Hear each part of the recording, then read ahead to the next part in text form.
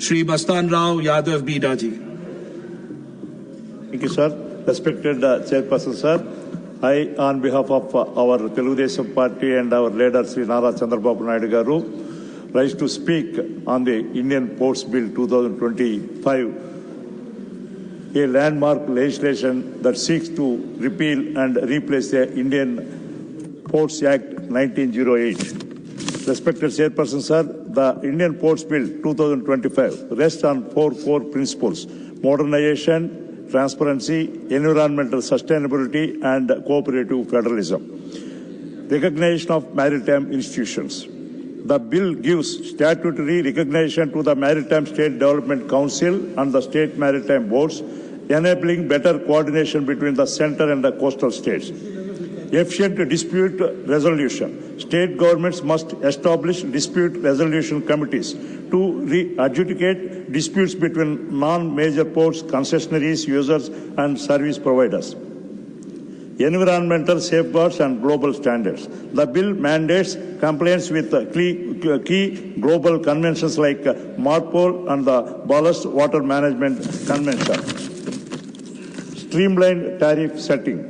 For non-major ports, tariffs will be fixed by the state maritime boards or their authorized concessionaries, ensuring that pricing remains transparent and competitive while respecting local realities. Updated offences and penalties. While retaining key safety provisions from the Act 1908, the bill decriminalizes minor offences. Andhra Pradesh Maritime Vision, sir. Respected Chairman, sir, my own state of Andhra Pradesh, which is 1,054-kilometer coastline, is strategically positioned to be India's maritime gateway. It already ranks second in major port EXIM cargo handling and is building 4 major greenfield ports.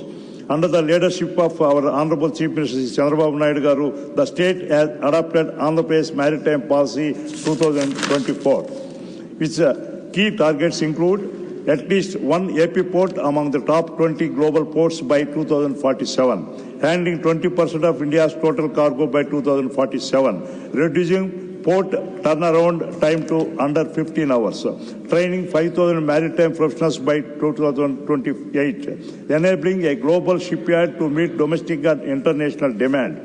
This policy aligns perfectly with the spirit of the Indian Ports Bill 2025. With this, we strongly, on behalf of Telugudesam Party, support this bill. Thank you, sir. Thank you. Shri Mayank Kumar Naik ji. धन्यवाद उपसभापति महोदय। आज भारतीय बंदरगाह विधेयक 2025 राज्यसभा